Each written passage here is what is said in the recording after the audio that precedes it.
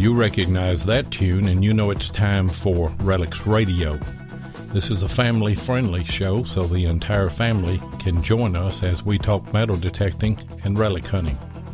You can call into the show at 270-495-0315 or join in the chat and post any comments or questions you might have, and we'll get to as many of them as we can. You're listening to Relics Radio of Southern Kentucky and Middle Tennessee.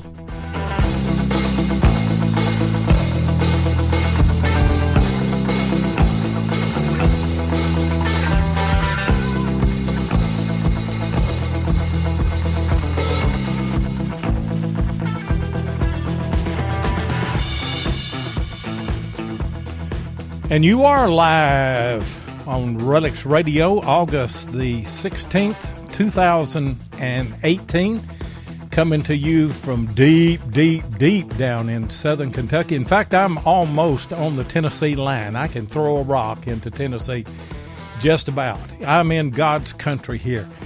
And, you know, what a great place to live. You know, the rest of the country, I've been listening to the news the last few days, and all you hear about is Antifa this and Antifa that. We don't have any of that business on here tonight. We're no Tifa. That's right. If you want a full set of teeth, you're going to have to get a group shot of at least 18 rednecks to get that.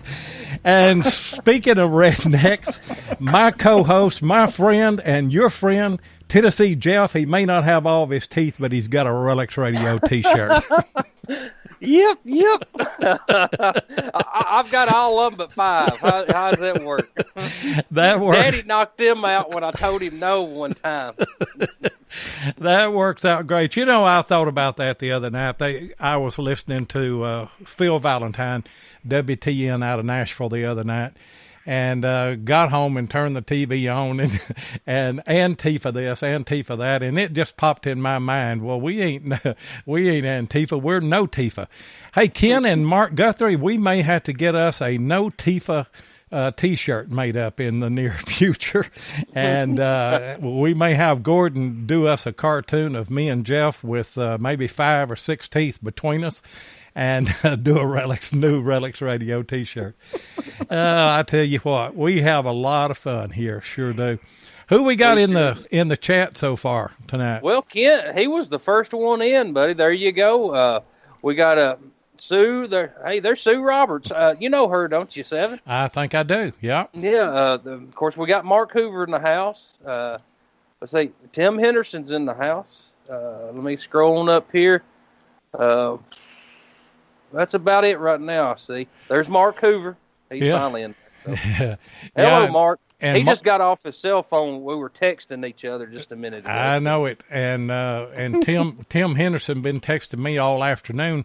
I haven't yet. Tim had a chance to look at what you sent. He sent a bunch of maps of a Civil War spot that is a piece of realty land that's going to sell maybe later in the month, pretty soon.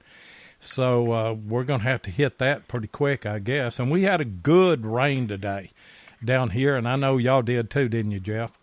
Oh, yeah, it rained about 5 inches in 30 minutes. So, I mean, it was a good rain, but we still need one of them good soaking rains. Yeah, where it rains for a while. But I'll tell you what, the ground's in pretty good shape right now. It is. It is getting better. So. Yeah. And while that humidity, man. Oh, that man. humidity today was killer. You can cut it with a knife, I'll tell you.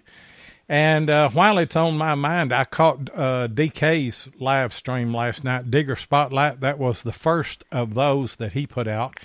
And he had M.A. Lyman. We had Mike on the show as a guest. He's a great guest. And I thought DK did a fabulous job, especially with the technical side of that. And I know how much work goes into that. But he did a great job and had a great guest, and it was just a really good show. I really enjoyed it. Had to catch the archive today, but I did catch that. Did you see it, Jeff? No, I'm sorry, I missed that one. Of course, I need to go back to the archives and catch that too, but I missed it last night. So yeah. I was busy with little Avery and just doing the parenting thing. So I remember what that's like. And we've got a great guest tonight, don't we, Jeff? I believe we do. I believe she's going to be a pretty good guest. Sue Roberts. Got Sue Roberts. Are you there, Sue? I am here. Good evening, everybody. Good evening to you, too. We've been looking forward to this show since I reached out to you and talked to you and scheduled you to come on. And you're out of Texas, is that correct? I am. I am in the North Dallas area. North Dallas. You're not too far from the Oklahoma line, then, are you? There. It's about an hour, a little over an hour from where I live to cross the border into Oklahoma. Yeah, I was born and raised in West Texas, in Lubbock, and really? Really, yeah. And my dad was from Monroe County, Kentucky here, and he was stationed at Fort Sill in Oklahoma, and married one of those Indian girls out there, and then they eventually moved to Texas, and that's where I was born, and we'd come here to Kentucky for family reunions, and I always said if I got a chance that this was where I was coming, and I got a chance back in 1977, and I moved here, and I don't miss West Texas at all.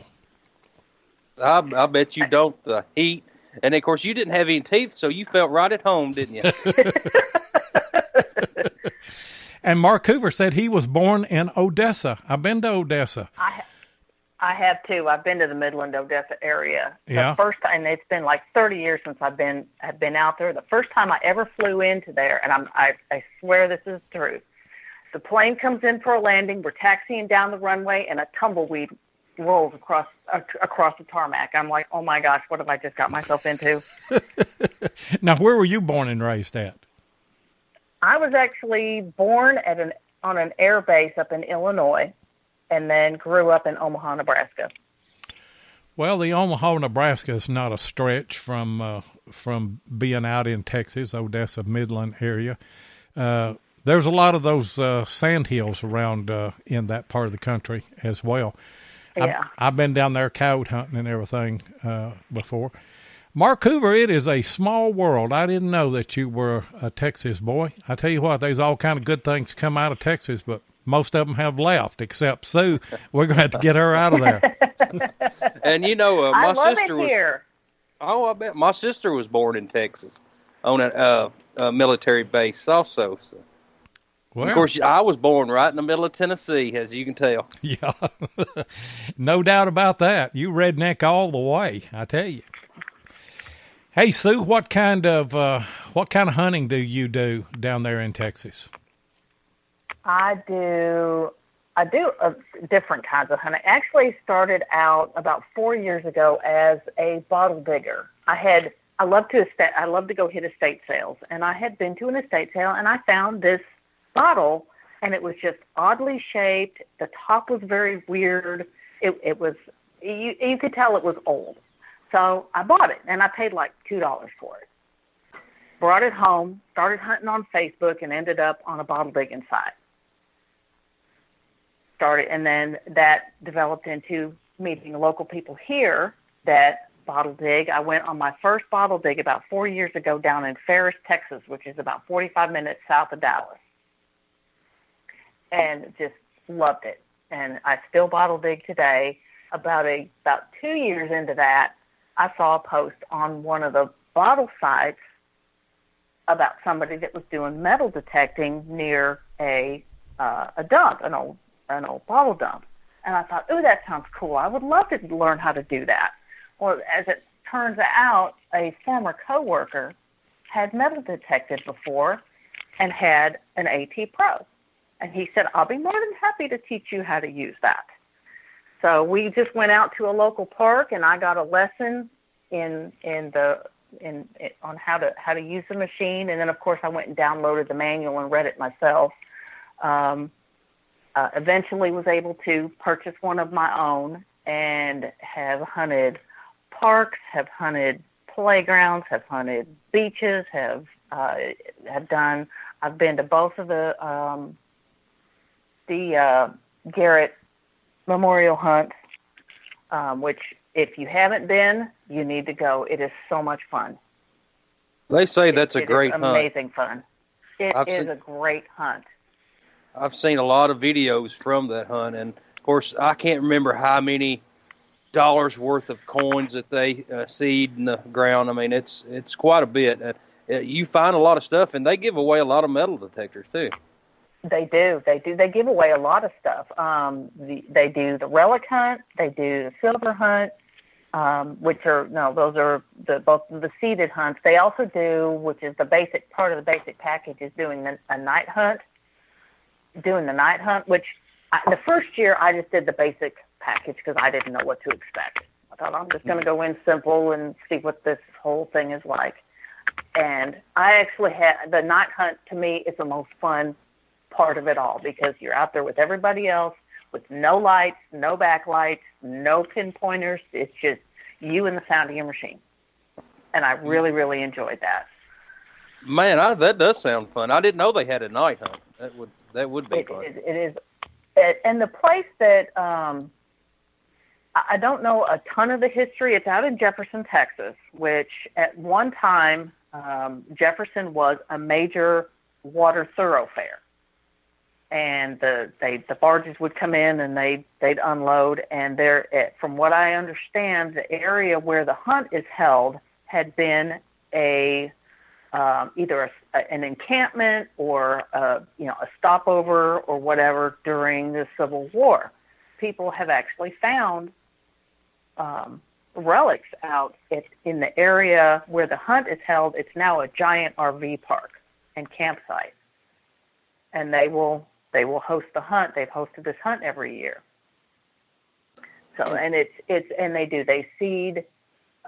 They do both the relic and the silver hunt, and they see those. And the amount, and this year when I went, I did the silver hunt, and I came home with just this giant handful of dimes and quarters, and found a ring, and ended up with a prize token that earned me a small little Krugerrand, a 1/10 Krugerrand coin. It is an amazing event. I saw in the chat a moment ago that Mark Hoover said he'd already got confirmation for the 2019 Garrett hunt. Have you hunted with Mark at those events? Have you met him? No, Mark and I have not met Mark yet. I'm going to make it a point to do so next year because I'm definitely going next year again. Well, he's the ugliest guy there. You can't miss him, I tell you. And the oldest. Yeah, if I'm not there, he'd be the oldest one there, no doubt. But yeah, that sounds like a great hunt. Do they have a lot of like the history of Garrett metal detecting there as well at those hunts? I'm trying to think if they have. I don't really remember if they do. They do have speakers that will come up and talk a little bit, and they'll talk about the history of the company. And Vaughn Garrett, the son, will do some history. He'll come up and talk, and he will do history of the company. If you want to see history, you have to go to Garrett. I mean, that's where the magic is. They have in the building, they actually have a small museum where these amazing finds are. They've got machines on the wall that show the time periods of these machines. They do tours. So if you ever get a chance to come to Dallas, definitely get with Rusty to schedule a tour of the facility and see that museum, what is in there. And from what I've been told, what's in the museum now is only about a quarter of what they actually have. And they're going to try to expand so they can add some more of these relics and these amazing things that have been found by not only Charles Garrett himself, but people from all over the world. before the show started, Sue and I was talking. We have a mutual friend that works for Garrett, Rusty Curry, and she said he took them on a tour through the Garrett facility, and that would be a good thing for me and you to do, Seven. I would love to get down there sometime. I would too. I'd love to go to one of those hunts and do a live podcast down there like we did at the Relic Show at Chattanooga, and get to meet all of those people. I've seen Rusty. I never have met him. I've seen him on video and stuff, but I know that Jeff knows him, and obviously then Sue knows him as well. But yeah, I tell you, I guess they're at the museum. They've got all of I remember years ago, Garrett had those green machines. You remember them? What were they? The 2500. I can't remember what the first.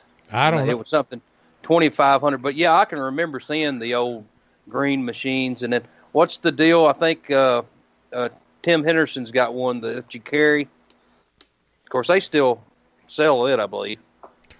Well, I don't know. This was just the VLF machine that you hunted with back in the day. You know, of course, back in the day, I used. I guess my first machine was an old White's, and I don't even remember what number that was. But I remember those old Garretts. They were green, and they may have some of them that are still green like that. Tim Henderson put in there. Yeah, GTI 2500. Yep, that's the one I'm thinking of. Now, if you're saying back in the day, now I don't know how far you're going back, but I was only born in 1976, so. Oh, well. You're a youngster. Yeah, I was. Yes, ma'am, I am. I'd already been detecting a year or two when you were born. Somebody posted a coin the other day, and I don't know what it was. It was like a 1830 something other, and Mark Hoover would get a kick out of this, and I commented on it. I said, I was 3 years old whenever that coin was minted. Hey, Sue, are you still using the AT Pro? I am. I'm still using the AT Pro. That's my number one go-to machine. I have actually got presented a Garrett AT3 Beach Hunter. A friend of mine was cleaning out their dad's garage, and they come across this machine, and they knew that I've detected. She brought it into me, and she says, "Do you have any interest in this?" I said, "Yeah. Are you going to sell it or what?" She's like, "No, you can just have it." Oh, yeah. I haven't spent a lot of time with it. I did call Garrett, and they said that thing is from like 1980 something. It still works. It still comes on. There's something with the connections, and I'm not electronically skilled enough to have figured it out yet. But it somewhat works. So I've experimented with that, and then I also picked up a Tesoro Sidewinder just a couple of weeks ago, and I'm still getting familiar with that. Yeah. See, we talked about the Sidewinder a few shows ago, and then I can't remember who we were talking with about it, but they were talking about it being a pretty good machine. Of course, I mean, all your old timers used it, but they say it's still a good machine. It seems to be so far. I mean, I've only used it a couple of times, so I'm still getting used to having to learn the adjustments, and as simple as it is, it's just hearing just one tone. It has been hard to get used to after using the AT Pro for so long and hearing the low tone, the high tone, the mid tone, whatever. So it's been an adjustment. We actually had a family weekend down in Galveston this past weekend, and I took the machines with me. And my daughter-in-law has actually gotten interested in detecting. So we did some beach detecting over the weekend, and didn't find anything worth mentioning. I heard that one's going to take some time to get used to. I heard on one of the shows, I was listening to an archive driving back and forth to Nashville the other day, and on one of the shows, and I can't remember which one it was, they were talking about the old Tesoros. And there's a guy, and I believe his name is Stevens is his last name, and he's doing modifications on those old Tesoro where he will make them have two tones. You'll have an iron tone and then a non-ferrous tone, and then a volume control on the iron where you can turn it down, kind of like the Equinox is now. The volume on the iron on the Equinox is lower. But me and Jeff, we both have AT Pros, and I guess the majority of the stuff that we found has been with them, hasn't it, Jeff? It sure has. I've probably found 85% of my relics with AT Pro. And it doesn't matter what machine comes out, I'll never get rid of my AT Pro. I mean, I love it. And, of course, the tones, like you said, I've got used to that the tones of the AT Pro. And if I'm looking for a home site, I would rather use my AT Pro as anything else, because I know when I hit that iron field, now I know that it's going to be a home site, and I can tell the lay of the ground with the AT Pro. And of course, I mean, now the Equinox, that'll be like a cleanup machine. I mean, it'll pick up stuff the AT Pro won't. But right. I mean, I love the AT Pro. Yeah, and I'm like Jeff. I've got one. I've got one of the first ones that came out, and actually, there was a guy, a friend of ours, that. He had a couple of AT Pros that he and his wife were using, and they went to another machine, and he said he was going to sell his, and I knew that they were in just like brand new shape, and I told him I wanted one.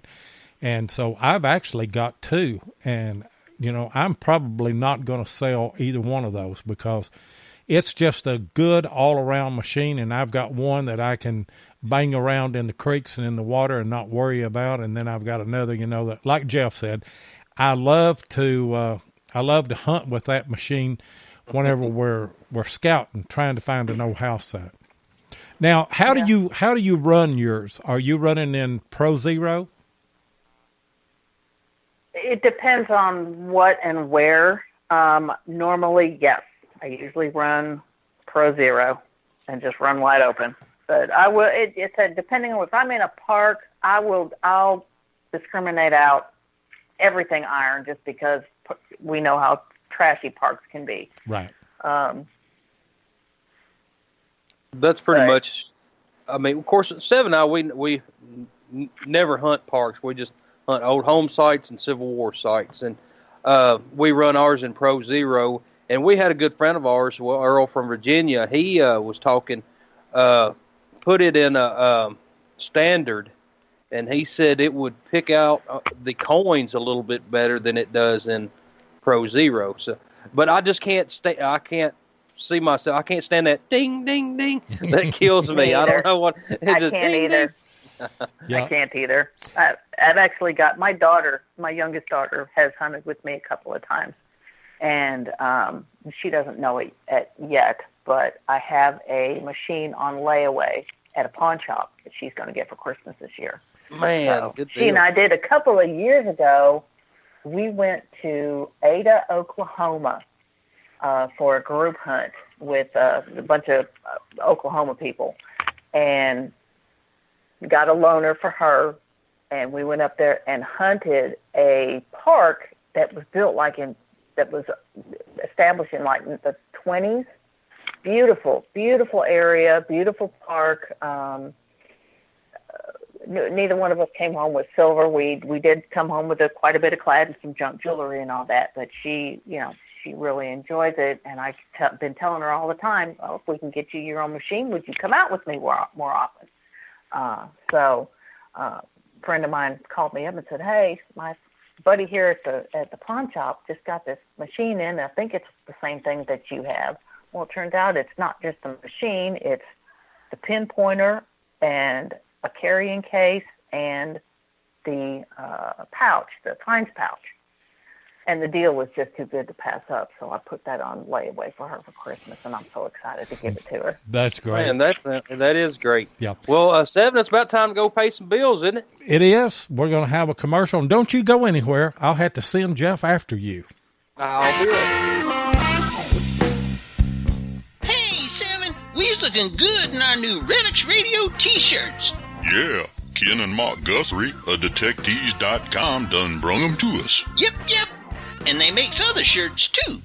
Yeah, boy. Detectives.com can handle tees for your club, hunt, or any other promotion folks may have. Uh-huh.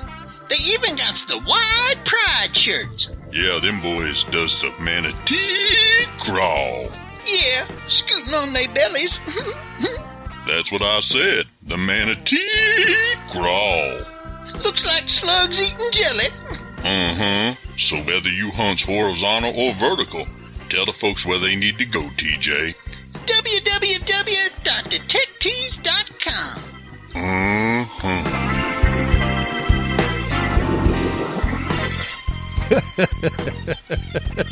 It never gets old, does it? It never gets old. It never gets old. Sue, that's the first time you've heard that commercial, isn't it? That is the first time I've heard that commercial. That's awesome.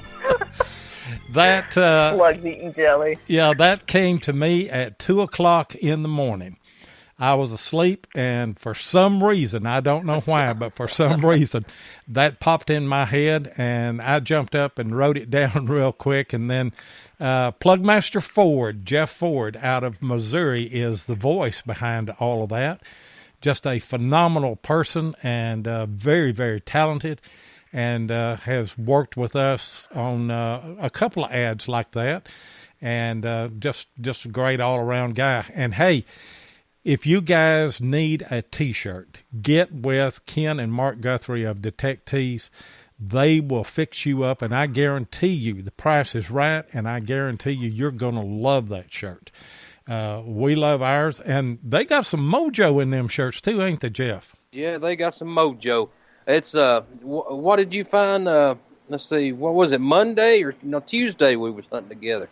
What'd you find? Well, we can't say because it ain't been on the video. No, but he done a pretty good job. But this shirt's helped us out. Yeah, and we're getting messages all the time where people are saying that that they got their Relics Radio T-shirt, and then they're posting finds where they found a ring or they found something great.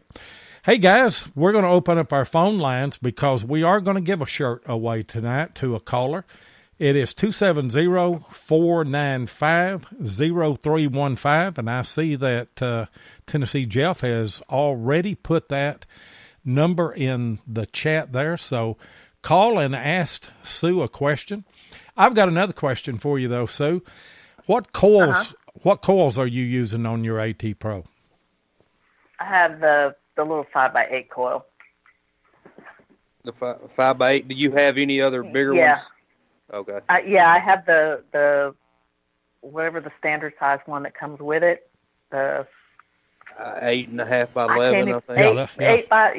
8 by 11. The one. Yeah, I have both of those. But I like the little one. I use that one more than anything else. And go ahead. Seven and I, we just from Tim Henderson, we'd got some snake coils. And who makes the snake coil? Lori, I can't remember. No. Yeah, Nail does. Nail, okay. Now, I'm impressed with that little bitty coil. I mean, I really am. I mean, I like it so far, and I've only used it maybe 4 times.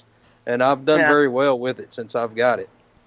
Yeah, the last video that we did, we had those little nail coils, the little snake coils, and we did pretty good with it. You're able to pick through. Of course, it was a really, really trashy spot, and you're able to work around in those nails and everything. But I'm going to tell you, on that 5x8, you don't discount the depth on that, because I was hunting a Civil War site that was real trashy. It was where an old house had stood during the Civil War, and I don't know if they used it as a hospital or just camped around it or what, but it was absolutely full of nails in there. And I dug a piece of a shoulder scale epaulette, and it was probably somewhere around 9 inches deep with that little 5x8. So they will get down there. They'll work for you. Yeah. Oh, absolutely. Absolutely. See, Tim Henderson, he put the D-Tech 13-inch. You got to try it. And it's crazy separation for a 13-inch coil. So, and depth, too. And I've heard good things about them. Yeah, I don't have one of those yet. Yeah, I don't either. So, but get back to the bottle digging. So, how many bottles do you have in your collection right now? I have, oh my gosh, I actually have gotten rid of a lot of stuff. When I first started, and I think this is probably for, anybody getting into it, everything is cool. Everything is, oh my God, this is awesome. So you bring home a whole lot more stuff than you really need to bring home.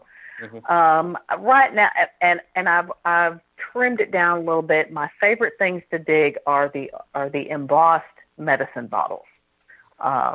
So I've probably got, 60 or 70 of those that I've kept. Man, that's pretty good. Of course, see, I'm trying to get in a little bottle digging, and the oldest bottle, I've found some old bottle dumps, but you have to dig deeper to get to the older stuff, and I just haven't tried it. And of course, I've been wanting to try to find privies and stuff to try to get the bottles out of them, but I'm really interested in bottles, and I just need somebody to kind of help me along and tell me what to do or not do. So I don't know any. It's like coins. I don't know anything about bottles. Just like coins, I have no idea. We lost Sue for some reason. I'm gonna go in here and try and get her back on. I don't know if she hung up the phone on us or not. Yeah, she may have me talking about all the bottles. I don't know. Or talking about, I needed somebody to show me the ropes, the bottle digging. She was done with that. Yeah. Are you back on yet, Sue? Not yet. We're still trying to hook up. I don't know what the deal is there. I'm interested, though. Did I lose y'all? Yeah, you lost us. What happened? I have no idea. We have some thunderstorms going through. Oh. I don't know. That's weird. Yeah, you're on the phone, and I saw that you had dropped out, and so I just called you back. Oh, that's weird. What was the last thing y'all heard? The last thing we heard, I don't know what the last thing that we heard was, but we were Jeff was asking you about the bottles and everything there, and yeah. You did say that you had a lot of them. How do you find those sites, the bottle places and everything that you dig? There are a couple of resources out there that, for me, I was just given information by people who dig in this area. I actually have a spreadsheet of it. There's a couple of different ways to do it. One is looking in, and it's more like smaller towns, smaller areas, not huge cities like Dallas, although we do have dumps here. They're harder to find. Typically, back then, obviously there was no trash pickup. You had to put your trash somewhere. Mm-hmm. Very often it was dumped along the creek beds, and then it would be covered up or burned, and it would just be layered up until such time that, we started having full-on landfills. So a lot of areas will have websites that you can go to and see where landfills are and used to be. I actually have a site that's got links that will tell me that there was a landfill at this location back from 1900 to 1930. And a lot of times they're along creeks. Yep. All the digging that I've done up to this point is in creek beds. Man, that makes sense. Of course, the oldest dump in the town, a little piece from here called Gallatin, it's sitting under a golf course right now, and it's along a big creek. So that would. Now, my wife's parents, they had a farm, and my brother-in-law, after my mother and father-in-law passed away, my brother-in-law and his wife bought that farm. And I remember we used to haul all the junk, and we haul it up a holler, and we put it out next to a little branch there, And I know that there were a time or two whenever we'd have some major rains, and it would wash some of that stuff down into the bottom, and you'd have to go and get it and take it back, And I'm sure I remember, old cabinets and things like that we threw up there, and I'm sure that there are a ton of bottles and everything up there, Oh, I'd say so. And then, of course, nowadays you look at all the trash in the oceans and rivers and stuff, and then you wonder why. So I mean, everybody just put it next to the creek where it could wash on downstream on the next person's property. So, but we didn't know any better. No. Hey, Sue, have you got one favorite bottle that you found that just stands out from all the rest? Yes, I do. I was digging up in the Sherman, Texas area, which is about 45 minutes north of where I live, and I dug a cobalt blue ink bottle. Man, good. I've just seen pictures of them. Yeah, I was so excited. You know, I've dug 2 or 3 ink bottles. I've got a couple of different varieties of those. I guess that part didn't get heard earlier. My favorite thing to dig is embossed medicine bottles, and I have probably 50 or 60 of different varieties of those that I've dug. And then some other odds and ends. I've got some ink bottles. I've dug 2, 3 poison bottles, and those are always interesting. But that cobalt blue ink is my absolute number one favorite find ever. And that's a small round ink bottle, isn't it? Am I right on that? This one is square. Oh, it is square. Yes, but I have seen people dig the blue round ones as well, but mine is square. Well, now you're going to think that I'm lying, but I'm not. But early in school, we still used inkwells. And that you had a circle on your desk, and they'd put the little round ones, and they were blue. And I remember... Oh, really? Yeah, and I remember I got in a lot of trouble one time because there was a girl named Evelyn Shedd, and she had ponytails, and I dipped the tip of her ponytail in my inkwell. It got all over her back. Oh, my goodness. So I'd love to find one of those. That brings back good memories. And she couldn't turn her head for some reason. She had to turn her whole body, and she turned around. What are you doing to me, you know? Bless her heart. No. But Seven, do you remember what the teachers done with the ink bottles?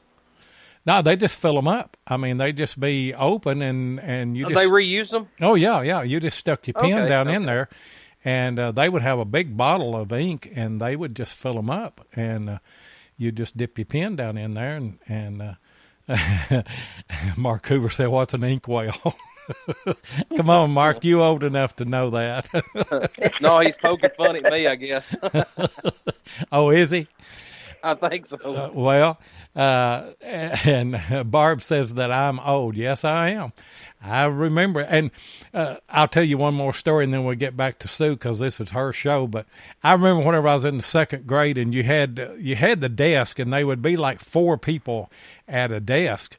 And, everybody had carved their initials, and it would bring a pocket knife to school and carve their initials. Well, I didn't have a pocket knife, so one day, and I wore cowboy boots, and one day I just, I got Mama's butcher knife, and I just slid it down in them boots, and, and I carved my whole name, Loy Milam, in the desk, and there wasn't no denying, that I'm the one that done it. And so I think my dad had to come and buy that whole desk. It's something like $25, and I had to mow yards for about a year to pay that back. Man. Dang. So you're in some old company here, Sue. It sounds. That's yes, funny. you are. So, Sue, going back to metal detecting, what has been your best find metal detecting? Oh my gosh. I don't really have a favorite metal detecting find because I found a lot of cool stuff. My favorite metal find I have 2 of them, actually found in the dump, in 2 different dumps. I found an Oklahoma tax token in one dump, and then I found a 1914 dime in another dump. Man. So, well, they're good finds. Yeah, they're good finds. I don't really have a favorite metal detecting find. I found a lot of clad. I don't have a lot of old places to go around here, and I'm usually by myself, so I kind of stay close to home. I've hit all the schools practically in my city. Have found a fair amount of nice. I found four silver rings at different schools. One of which I can actually wear. A lot of clad, and the usual park finds that us park hunters and school hunters hit: Hot Wheels and junk jewelry and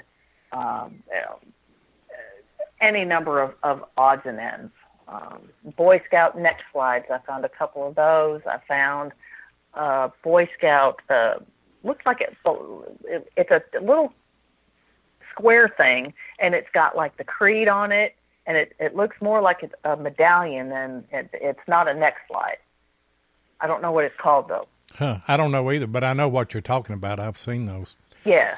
Hey guys, we got another hard break coming up. We got another commercial, and remember now the phone lines are open, 270-495-0315. We're going to give a shirt away to a caller, so call in.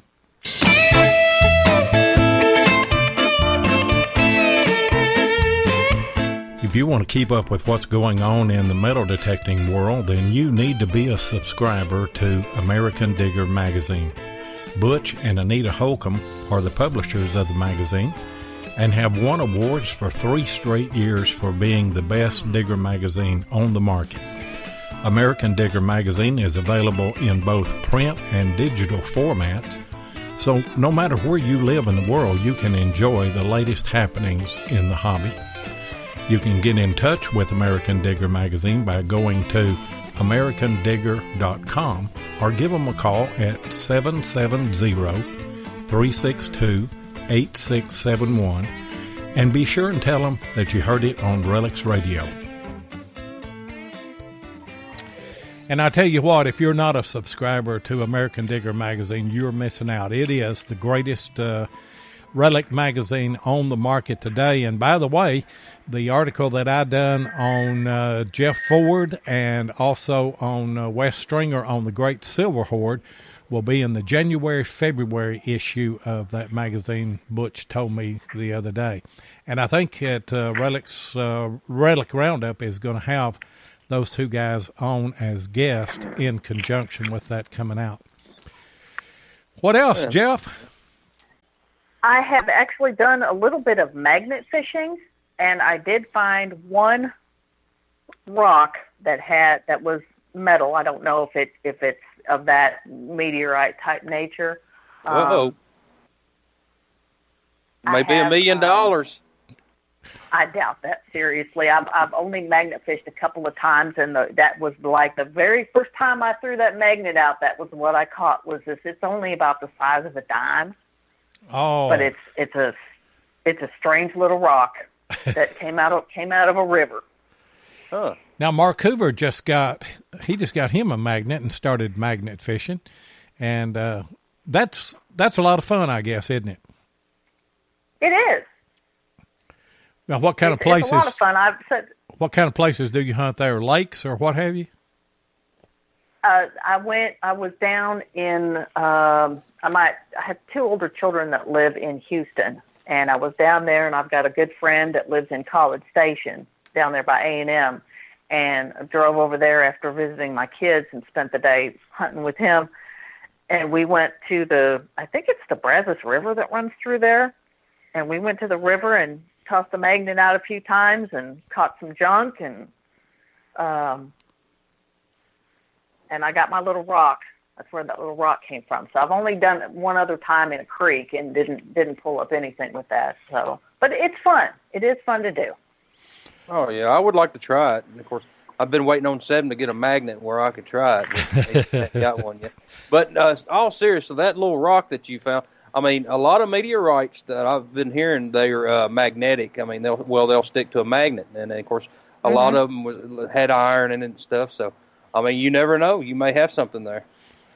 Maybe I suppose. Yeah, Rusty Curry, he would know if it is or not. Oh, that's right. He's a rock hound, isn't he? He sure is.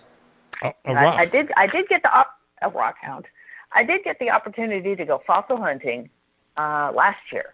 I went up to the Sulphur River which is about an hour northeast of where I live. And I got a friend that lives up in that neck of the woods, and she and I went and walked the creek one day and found some old glass. So, I'm like, oh my God, there's glass here. I got to go find that dump. But walked the river that day, and I did come home with some little pieces of bone. There was a gentleman out there who was much more. He was very knowledgeable. Apparently, it's something he'd been doing for decades. He was an older gentleman, and we were coming back with our finds, and he's like, "Oh, what did y'all find?" And so we showed him, and he said, "Well, that's a bone for this, and that's a bone for that, and that's for that, and that's for that." Just was able to spout off what all these different bones came from. I'm like, how do you do that? Just how? So I did find I forget what they're called. It's the round, the shell. It looks like a snail shell. Yeah. It's kind of arched, isn't it? Is that what you're talking about? Yes. Yeah. Yes. I did find one of those, and that was a great find. Well, I know whenever I was young, of course, they're in Lubbock. They've got, it was a college then. It was Texas Tech. Now it's a university. But they had a large museum there. And there were dinosaur bones and things that were found in those areas there in West Texas. And they had one of those there. I don't know that it came from the Lubbock area or not, but I know that there were a lot of fossils and everything there, although I really didn't have an interest in that. What got you interested in fossil hunting? It was. I have a girlfriend that lives up in that area, and she called me up and she said, people go hunt this particular stretch of this creek for fossils. You want to give it a try? I'm like, sure, why not? Let's do it. So we did that. We did some detecting as well that day, and it was a lot of fun. It was a lot of fun. There is a place southwest of here called Glen Rose, Texas, and there is an area down there. It's actually a tourist attraction. It's called Dinosaur Valley, but they're down in the creek bed down there. There are actual tracks, dinosaur tracks, and I've heard stories of people finding stuff along the creek and in the surrounding areas where the city was built. So that could be where some of that came from, is that area, because it is very much a tourist attraction with the dinosaurs and the fossils and stuff down there. The fossils, yes, the fossils and stuff down there. That would be pretty neat to get into. I mean, I see the guys, a lot of them live in Texas, and they just walk the creeks. And of course, you have to not have the eye for it. And of course, Seven and I, like if we're walking along the creek doing a little prospecting or metal detecting, and I'm always looking for an arrowhead or something like that. I mean, I'm not very good at it. I mean, I've really never found any real good ones, but it's just kind of neat, all the stuff you find in creeks. And I know in Texas that they have a lot more fossils and stuff than we do. So. Yeah, it's a different area down there, I tell you.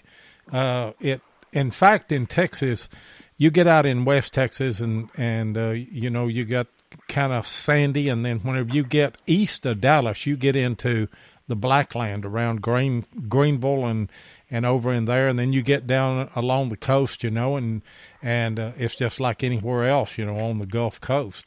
So you've got just a little bit of everything there, don't you, Sue? Oh yeah, we do. Yeah, we do. You have your West Texas dry land, I guess, tumbleweeds, and then you get out into East Texas, and it's pine trees and beautiful out there, of course, and then you got your, the coastline with some of the really nice beaches down there. Yeah. Been down to Padre Island. I lived at Port Arthur for a while, down there just southeast of Houston for, I don't know, about a year and a half probably in the late 60s. Just a lot of different terrain and everything down there. What do you use for research to find old spots to hunt? We use the aerial maps, that a lot of people use the historic aerials. Historic aerials, thank you. I Yep. drew a blank on that one for a minute. I've been to my local library to find stuff here in my city, which is where I've spent most of my time researching. I don't, unless I'm with other people, I don't stray too far. I like to stay in familiar territory. There are some of the bottle dumps that we go to are placed in areas where one does not go alone. You always go with a group, at least one or two other people, because the neighborhoods are not the best. But the library, online, the university here has maps and old county maps going back further than the aerials do, the historical aerials do. So I will use those. And, of course, I will do the demo hunting like some people do enjoy doing that. And we'll periodically check the CAD maps to see the latest acquisitions by the city, and we'll hit some of those as well. So there's a lot of resources out there, and I'm always learned. Somebody will say, "Have you tried this one or have you tried that one?" So I have a whole lot of bookmarks of different resources to find sites and find historical areas. So on your local parks, are they pretty good about letting you metal detect, or do you have to get a permit or anything? No, we do not have to have permits here. The only stipulation is don't leave a hole. Cover your holes. And I've never had issue number one in my city or any of the surrounding cities that I've hunted in around here. And that will kill it for everybody. It just takes one or two people. And Tennessee Jeff and I, in Gallatin, they were building a construction site right on a Civil War camp. And Jeff talked to the construction foreman there, and he gave us permission to come in there. Of course, they're taking a dozer and a front-end loader and taking about, well, in some places they probably took 2 or 3 foot of dirt off the thing. But we hunted that 2 or 3 times, and then word got out, and then there were several hunters that came in there. I don't know, one day we were there, probably 6 or 8 of us all together. And one day there was an older gentleman, and he'd dig a hole, and he'd just leave it. And I wouldn't do that even on a construction site because, it just looks bad, Oh, yeah. And you can never tell. I mean, of course, it's a construction site, but, you're going to have a worker walking through there carrying a bag of concrete or some rebar, and they're going to step off in that hole and break an ankle or twist it or whatever, and then, that's done. The metal detecting would have been done. So, fortunate none of that ever happened. But me and Seven and I, we covered all the holes up that we've seen that was left uncovered. Well, actually, I've done that too. Yeah, actually, I got around some of his holes, and actually found the target I guess he was digging for, and then finally covered everything up. Hey, Sue, M.A. Lyman asked who would you like to go hunting with if you could just pick somebody? I don't know if that's a question that you had to think about or something, and I'm trying to go back up and find the question, but I believe that was the gist of it. Oh, my gosh. I don't know. I can tell you where I would like to go hunt. I would love to go up along the East Coast and hunt up there. As far as with whom, it doesn't really. I don't really know. I don't really have anybody that I would, that comes to mind right away. Right. And you're talking about. I would love to go up northeast, New England. Yes. I would love to go detect up there. I would love to go bottle dig up there. I've seen some both Ohio and east to the coast. That whole area, I've seen some amazing stuff come out of the ground, both metal detecting and bottle digging, especially the bottle digging. They find stuff that we don't see here. And we have finally got a call that came in 0987. Who are you? This is Tony from North Carolina. Hey, Tony. Hello, Tony. Good to have you Hey, in. how you guys doing? We're doing great. Yeah, hey, Lloyd, I was just going to tell you, I'm old enough to know about them ink wells, too. We had them. We had them where I went to school, so, you're not by yourself. Well, that's great to hear, I tell you what. You got a question that you wanted to ask Sue? Yeah, the ink bottles, did you find them in a river, or where did you find them? They were found in a creek bed. Oh, okay. Okay, because creek bed. we found a bottle dig one time here in North Carolina, and we dug up a bunch of stuff, and there was some square ones and there was some round ones, but I just wondered, because some people throw stuff in the river and some people just bury stuff, but we found some that people had actually buried at the home site. Yeah, that is something I haven't done yet, doing privy digging. And I don't. Yes. I did recently just get some information on how to research how to find the privies. I haven't had the opportunity to do it yet, though. But that's on my list. That's a bucket list thing. Well, why don't you share that information with us then? What you learned on that? Yeah. Well, it's something definitely different that I had never tried, and I had a friend that had told me how to do it. And they take like metal poles and they dig, or they don't dig, but they like put them in the ground. And if there's like a hollow spot, then they pretty much know that that's where somebody maybe buried stuff. And so we just start digging and just check the area. And we've had, I have found probably 3 or 4 sites that people have done that. Well, of course, I've tried that. Well, Seven and I both have, and man, we put that little probe in the ground so many times it'll wear you out, and we'll think we've got a spot, and we'll dig down, and it'll be like a starting of a sinkhole or something like that. And then, I mean, it's not always a concrete thing that you're going to find one, but here where I've been, most of the time, that's how we found them. Either that or it's been a cistern or something like that. Yeah. So, Sue, how do you get into the privies? Well, I said I haven't done it yet. What I learned was similar to what Tony was saying, was probing. And I actually had a conversation with a gentleman who had done it for many years. He said, when you're probing, you will notice a difference in the soil. He said the soil will be much softer. Your probe will slide into the dirt a lot easier. And he said, you just work in small grids, and you can tell where the dirt is harder and the dirt is softer, he said, and you just mark it off, and that's where you start digging. I haven't found a place to do that yet here. So, yeah, that's on the list. That's true, Sue. I mean, most of the places we found it, it's really mostly like sand. Yeah. Most of the places where we found where they have actually dug places like that. But listen, I'm enjoying the show tonight, guys. Y'all have a good time. Hey, I'll keep listening. Thanks for the call, Tony. Hey, thanks, Tony, for the call. And actually, we've got another call on. Charles is on. What's going on tonight, Charles?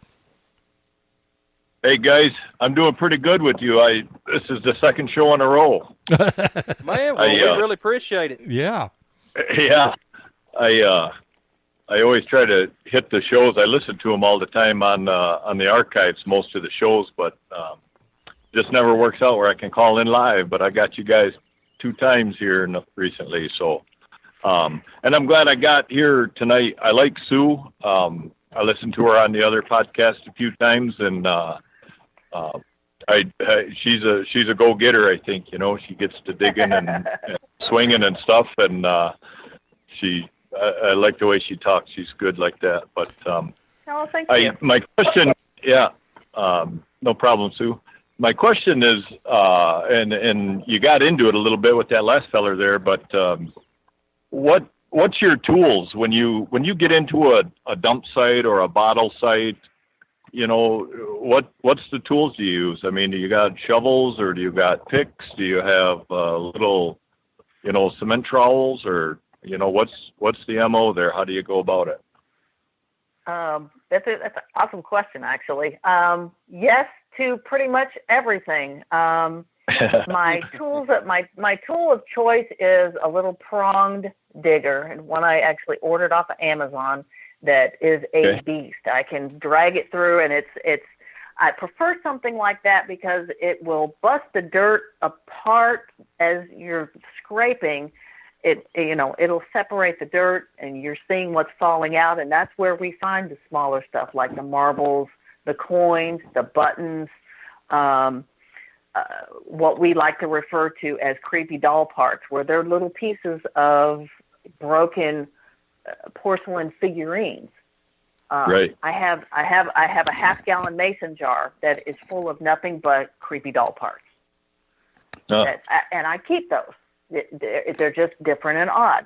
I also use a paint scraper, and that's good for cutting. It's loosening up. If I'm digging really hard soil, that paint scraper is great for cutting through, and you're not risking damaging any bottles that you're going to come across. Right. Shovels to move dirt, small buckets to move dirt. I have and of course a pair of very, very good cut-proof gloves, because you're going to most of what you're going to be digging out of the ground is broken. So. Yeah, you're in a dump. I mean, you're going to have broken, jagged metal and glass and everything. Everywhere, and some of the sites are very trashy as far as metal goes. There's a lot of rusty stuff. So make sure you have your tetanus shot up to date. Right.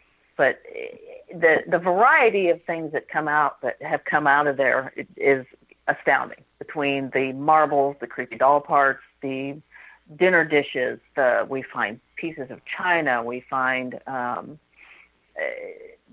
whole jars. We find one of my favorite finds ever is a complete Lee & Perrins Worcestershire sauce bottle. It's embossed and still had the stopper in it. Wow. Oh, wow. How about that? What year does that come from? Do you know? That's probably around 1920 to 1930. Yeah. Before they started before they stopped embossing it, and it would have had a paper label on it, but it was still embossed with the Lee & Perrins. Later on, it was just the paper labels, but we still, finding those embossed items those are the most amazing finds to me. Is finding those embossed, the medicine bottles, the extracts, and stuff like that. Yeah. You mentioned marbles a minute ago. Do I remember you mentioning before that you've got a pretty healthy collection of marbles as well? I do have a pretty healthy collection of marbles. I use my mason jars. I use those quite a bit for storing my finds in, and I've got one quart-sized mason jar that's full of nothing but marbles that I've dug, both the glass marbles and clay ones. I've dug a bunch of clay marbles as well. Yeah, I remembered. I thought I'd remembered you saying that, because I like marbles, and I think in the last 3-4 years of metal detecting, I've only found one in a hole. So, but I found one marble, I don't know, last year I think, and then this year I found a little blue Indian bead, a little tiny seed bead, trade bead that would have been in the native Indian community. So that was pretty cool. I enjoyed finding that this year. So hey, appreciate it. I was just had to run an errand tonight late, and got you guys pulled on here and caught part of the show. I'll catch the rest of it up tomorrow, and I'm glad I got to talk to you guys again, Loy and Jeff and Sue. Pleasure talking to you. So I'll get off here and let somebody else get on. Hey, great call, Charles. We appreciate it, sure do. And we've got one more commercial to run, and we'll be right back. If your passion is metal detecting, then you know how much your success is based on the equipment you use. Let my buddy Tim Henderson of Murray Branch Outdoors in Murfreesboro, Tennessee, help you with that. Tim is an authorized dealer of Garrett, XP Deus, Tesoro, and Macro detectors and supplies, and he is now an authorized dealer for MineLab. So, if you're looking to get your hands on the new Equinox 600 or 800, then Tim is your guy. Murray Branch Outdoors is not only competitive in their prices, but the service after the sale is second to none. Tim not only sells detectors, he uses them, and so he can answer any questions you might have. Murray Branch Outdoors also deals in used detectors, and he'll take your old detector in on trade when you decide to upgrade. So give Tim of Murray Branch Outdoors a call at 615-948-4611 and be sure and tell him Relics Radio sent you. And Tim is a great guy, good friend of ours down at Murfreesboro, Tennessee. And if you've got any kind of metal detecting needs, give him a call. And if you're still in there, Tim, throw your number in there, but we do have it in the description on this on the podcast here. So as we do with all of our advertisers, we've got a link to all of them there. Hey, Sue, do you do any sifting at those spots to find those things that the smaller items? Yes, we do. No, I don't do it every time. It's more just when I feel like it. There's some days I want to just bottle dig and pull out as many bottles as I can find in a day, and other days it's take it slow and sift everything. And that's where the marbles can come in. Finding a lot of marbles is doing a lot of sifting. I actually went dump digging a few weeks ago with a friend of mine, and we sifted almost every load of dirt we pulled out of that hole and came home with a good number of marbles that day. And that's one thing I've really never found a lot of is marbles. And it's just, I found I was hunting next to an older home, and I found a couple surface finds, but like digging them wise, I've never found too many. So. And most people don't know, but in our part of Kentucky here, they have a marble game called Roly-Ho. And that is actually, people participate in that over in Europe as well.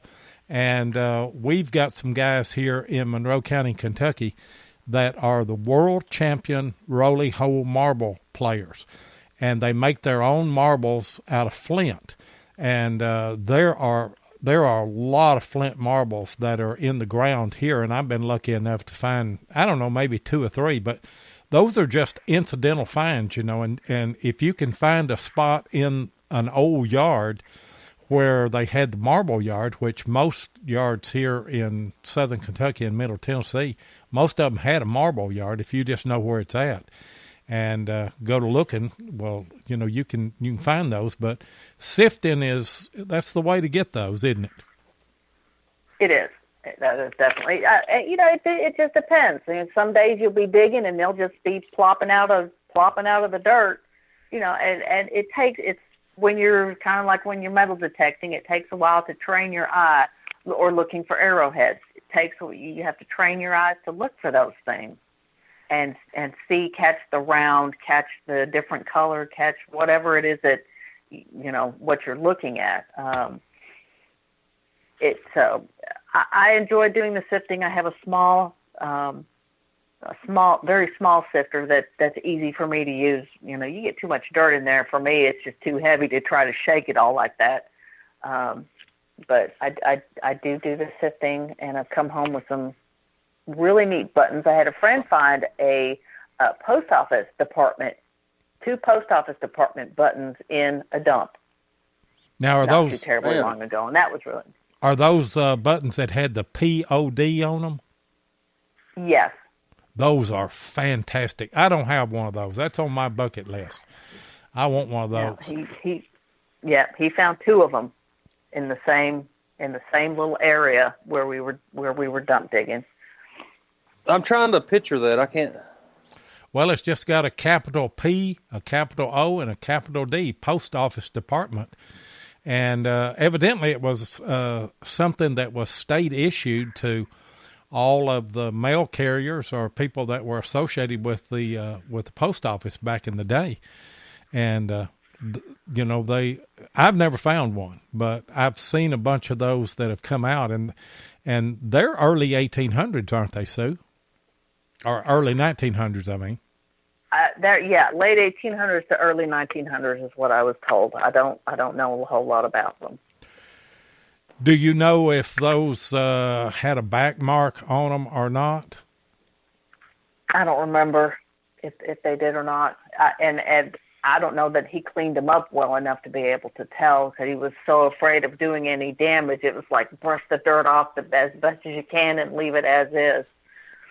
There was there's a button place that was in Connecticut, and I can't even remember the name of it. I'm old, but I can't. Somebody can put it in the chat here in a minute or something other. But they made a lot of buttons, and if you find the back mark on those buttons, you can get almost an exact age of when that button was made because of the back mark.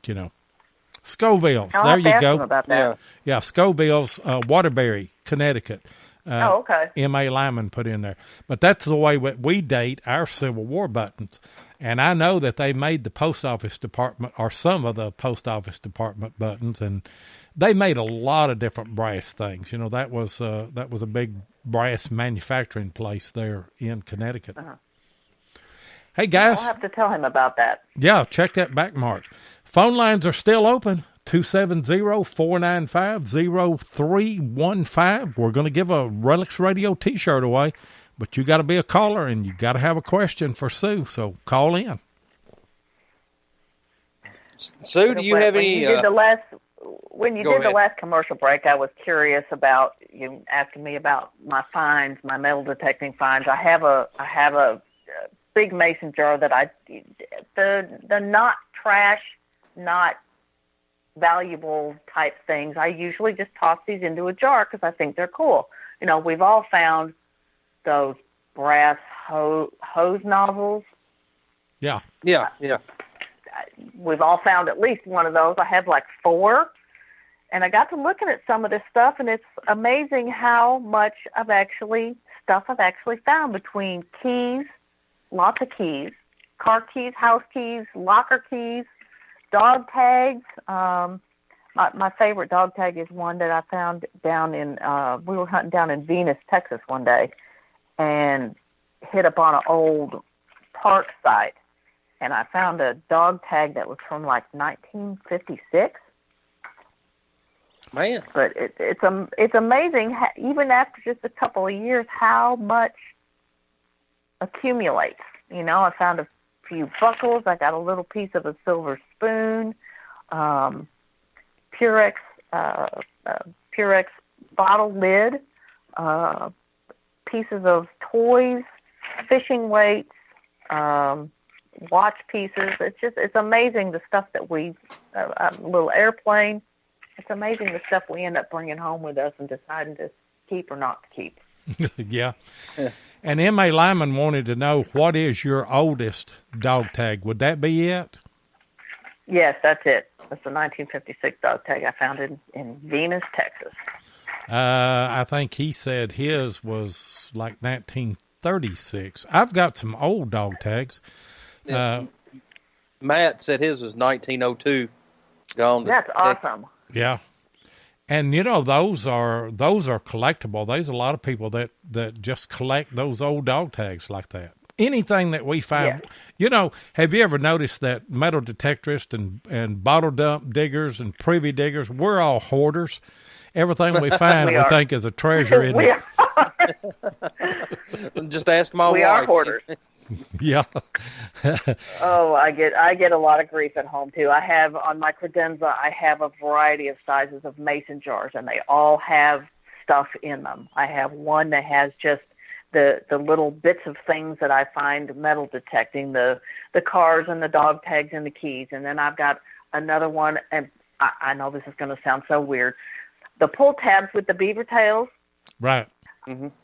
I have a thing for those. If I dig them and they're whole, I put them in a mason jar. I've got a mason jar full of those. I have a mason jar full of creepy doll parts. I've got another one that's got head stamps and any ammunition type things that I have found, because I found some live rounds as well.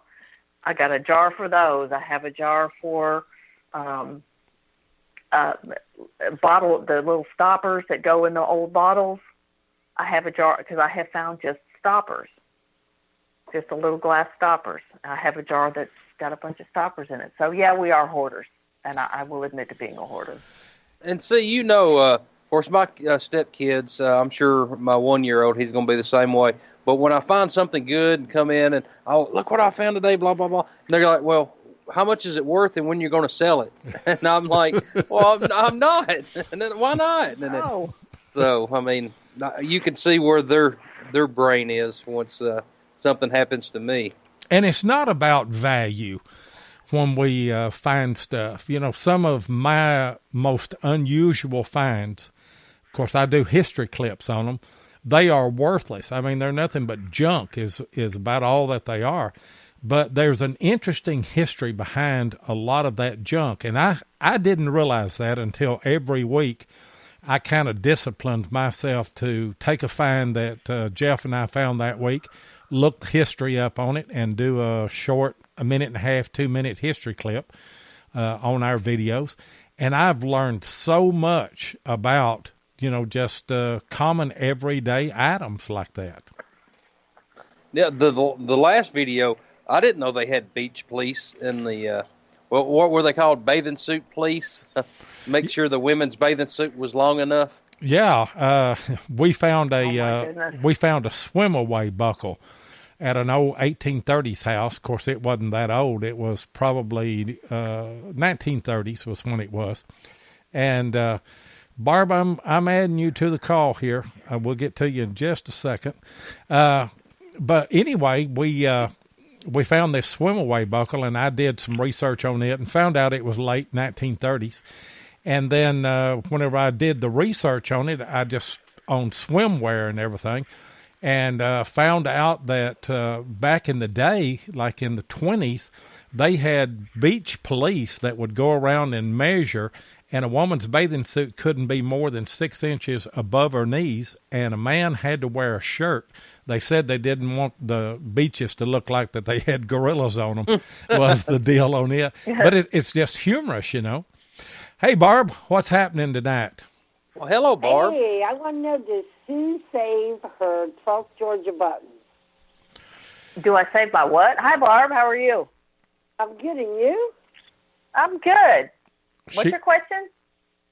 Do you save your 12th Georgia buttons? Do you know what a 12 Georgia button is, Sue? No, I do not. That is a shotgun head stamp. It's got the 12 GA on it.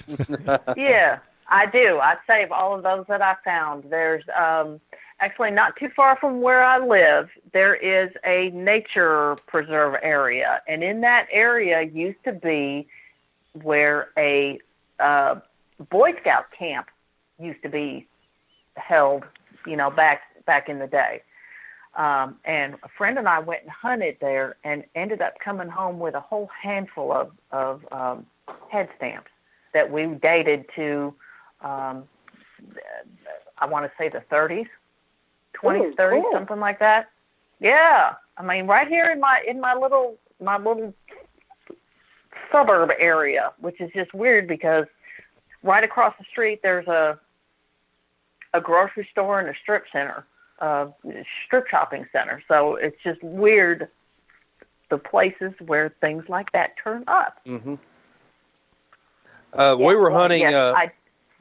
We were hunting last week, and then of course the landowner, he collects the head stamps, And of course, Lloyd gave him one, and we just thought it was a 12th Georgia at first, and it ended up being a 8th Georgia. It was an 8-gauge shotgun shell. Ooh. Wow. Yeah, you don't find too many. In fact, I don't know that I've ever found an 8. I thought it was a 10. I didn't look at it, didn't clean it up. But I saved mine, and I actually run mine, Barb, through a rock tumbler and clean them up, and I keep them in mason jars, and I've just got jar after jar of those things. But So I'm not the only one that hoards those, huh? That's right. You're not. I have a little bowl of them, but I don't clean them up because a lot of them still have the paper in them. Yeah, they will. They sure will. Well, I'll tell you about all 3 of you something. I've got a truck bed full of them, and y'all can have every one of them. There's people collect them, and some of them are worth money. I just don't have the time to look at them. I tell you, I used to be on Friendly Metal Detecting Forum, and there was a guy, and this was just his nickname. It was Turtlefoot. I can't remember what his real name was, but he had the most massive website of head stamps that I'd ever seen. And I would, whenever I'd find them and clean them up, I'd post a picture on the forum, and I'd say, I found these head stamps. And he began pointing out to me the differences in those, and he would say, that one is very rare. And so he collected those, and I sent him probably, a half dozen that were real rare head stamps so that he could fill out his collection and actually have a picture for his website and everything of those styles. And it's amazing how many different styles and how many different head stamp manufacturers that there were back in the day. Finally, it got down to probably about 3, but used to, back in the 20s or the teens, there were just tons of people that were making shotgun head stamps. There's actually a website out there that's where we identified the ones that we found. Was on this website, and they've got that huge listing. Is that the same guy? That's the same guy, yeah. And that's the one we were using. So some of those head stamps that you will see on that are some that I've seen him. Those things are worthless. And, I've hunted with people that they'll find them and they'll just throw them in the bushes or something. I keep every one of them, and I clean every one, and I put them in a jar somewhere. That's what I'm saying. Yeah, mine go in the bowl, but it's like, why would you throw them away? It's history. I mean, they're the ones with the papers are early 1900s. Right. You know why it is, Barb? Because people are monetary minded. They want to find something, and the first thing that they ask is like Jeff's kids, what's it worth? Well, monetary value, it's not worth anything. I mean, it's trash. But the historical value behind it, and until you start bottle digging or metal detecting or treasure hunting of any kind with the mindset, I'm looking for history, you're going to be sorely disappointed because you're going to spend most of your life and not find anything that's really worth a lot of money. That's well said. Agreed. I have known bottle diggers, and there are people around here that will actually not share information on where they go dig because for that very reason, because they're going to find that one rare doublet Dr. Pepper bottle that is worth, whatever it's worth, and they're in it for the money, and I don't understand that. This is not about money; it's about history. It is about history, and once you get out of that mindset, you're going to be disappointed in this hobby. I don't care what kind of treasure hunting that you do or history seeking, and I'll borrow that from Heath and Scott, the History Seekers podcast. But when you get out of seeking history, then you're going to be sorely disappointed in this hobby because very few of us are going to find anything that's worth very much money at all. And most of the bottles that I do have, they're pieced together from what the pieces I've got from broken bottles. And, I mean, it's just, like y'all said, it's the history behind it. Yeah. Hey, Barb, did you have another question for Sue? I did, but I was listening to you babble. That's why we love Barb. That's what I love about Barb. That's right. Well, go ahead and ask it then. I want to know why we were talking about the AT Pro and Standard versus Pro Zero, and everyone in the chat has decided the pings of Standard drive us crazy. How long can you hunt in that mode before you have to go back to zero? I'm about 30 seconds. Yeah, I was going to say 2.6 seconds and I'm done. One ding and I'm out. Yeah. Oh, see, I started with a Ace 250. And, then, of course, you don't know how long I listened to that thing ding. And then, of course, when I got the AT Pro, I had that other setting I could go to. And I'm like, man, I'm getting out of this Standard. It sounds just like the Ace 250, so I never went back. And that was a question that I was going to ask you, Sue, about on your AT Pro. You don't run much discrimination, you said, unless you go to a park. We run ours in iron disc and put that iron disc at 0. Is that what you do when you're not running any discrimination? Yes. Now, I know Nugget Noggin runs his iron disc up around 22, trying to get some of the nails and things out. But I'm going to tell you something. Yeah. I have found 1 or 2 cut reals that came in about 25. Of course, they were deep and they were on edge, but they didn't ring up, real strong or a real high number on that until you get them out of the ground. So, yeah, that's the way we run ours. You still got yours, don't you, Barb? Your AT Pro? Oh, yeah. Yeah. AT Pro's a keeper. It has its time and place. I found some great things with it.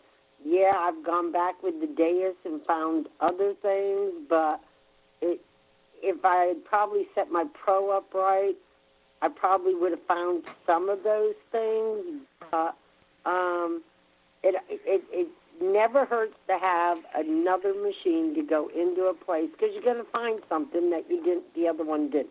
That's exactly right. Agreed. I agree. I do too. And all right. Go ahead. Let me call in. I won't keep you. Y'all have a good night. Hey, thanks for the call, Barb. We certainly do appreciate it. Thanks, Barb. All right. See you soon. And we're going to close the phone lines now because we're almost running up on an hour and a half. And what did you say before the show, Jeff, that we were going to do on a shirt? We was giving the shirt to the last caller, so that's Barb. Ding, ding, there ding. You go. You're the winner, Barb. Yep. Ding, ding, ding. Ding, ding, ding, ding, ding. Barb gets a XXX Relics Radio Wide Pride shirt. I'm just kidding. No, you are a winner there, Barb. And so send me your information to diggingwith7@gmail.com. Or send me a Facebook message. We're hooked up there. And I'll get it over to Ken and Mark, and they will get you a Relics Radio T-shirt, and you can do what you want to with it. I know that you said if you won one, you might give it away, and that's fine with us. We just want you to have the opportunity to win one, and we certainly do appreciate Ken and Mark Guthrie. And I'm going to tell you something. All of you guys out there that have a YouTube channel or anything, get a hold of those guys because you don't have to order a lot of shirts. They will make you up whatever shirts that you need. They'll keep your design on in stock there, and people can come in and order whatever they want, and they're just great guys to work with. So we highly recommend them. Hey, Sue, it's been a great time, and we really enjoyed having you on. Tell everybody how they can get in touch with you. I know you don't have a YouTube channel, but how they can watch your finds and things like that on Facebook and what have you. I'm on several pages. The one that you'll see me on the most is Junk Monkeys.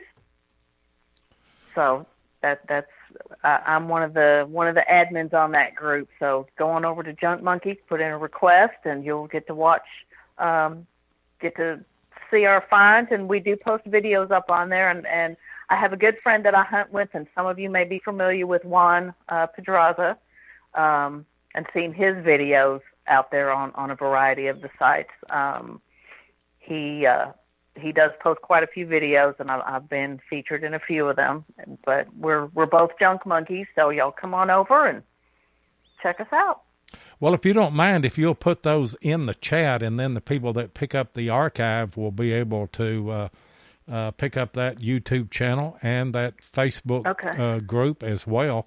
And I tell you what, it's been a joy to have you on. I heard you one time or a few times on All Metal Mode, and I was impressed. You sounded like a very interesting person, and I thought you'd be a great guest.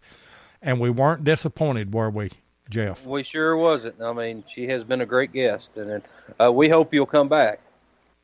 I would love to. I've had a great time talking to y'all tonight. And so you've got an open invitation. If you're up Middle Tennessee, Southern Kentucky, just hit us up, and we'll put you on something Civil War. Yeah. Awesome. That sounds great. I have not had much opportunities to relic hunt yet, so that would be an awesome thing to do. And if we ever make it out to a Garrett hunt, you're going to be one of the first people that we look up. You and Mark Hoover. Absolutely. Yeah. We'll be there. The ugliest. Well, we'll see Mark. Yeah, the ugliest and the prettiest right there at the Garrett hunt. Mark Hoover and Sue Roberts. Okay. But it's been a great time, Sue, and we appreciate you coming on. Appreciate all of our listeners, don't we, Jeff? We sure do. This is why we do the show. It's for the listeners. That's right. And we appreciate every one of you and all the callers. We really do. Yep. Had 3 callers tonight, Tony and Charles and Barb, and we certainly do appreciate that. And if you guys will hang on the line, I'm going to go ahead and close the show out, and I'll be with y'all in just a second. And we do appreciate everybody listening tonight, even our overseas listeners that catch the archives. We don't forget about you. We appreciate you listening to us each week and catching those archives and leaving your comments and what have you. And as I always do at the end of every show, if you like Metal Detecting Podcast, be sure and check out Beyond Sight and Sound with Josh Kimmel on Sunday night and Wednesday night at 8 o'clock Eastern. American Digger Relic Roundup on Monday night, and All Metal Mode. American Digger is on at 9 o'clock Eastern. All Metal Mode is on Monday night at 8 o'clock Eastern. History Seekers with Heath and Scott are on Tuesday night at 9 o'clock, and Hardcore Metal Detecting has their podcast on Thursday night and Saturday night at 8 p.m. Eastern, and obviously we're on every Thursday night at 8 o'clock Eastern here on Relics Radio, and we'll see you next week.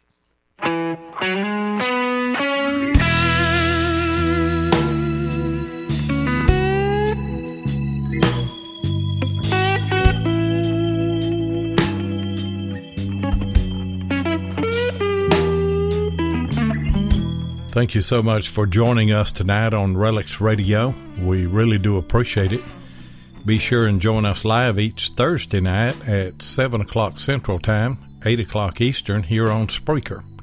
Or you can catch the archive show at Relics Radio on Spreaker, iHeartRadio, or iTunes. Please take a minute and hit the like button and be sure and follow us so that you'll get notifications of all of our upcoming broadcasts.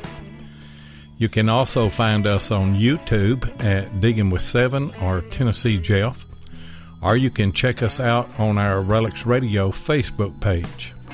If you'd like to get in touch with us, then send an email to diggingwith7@gmail.com.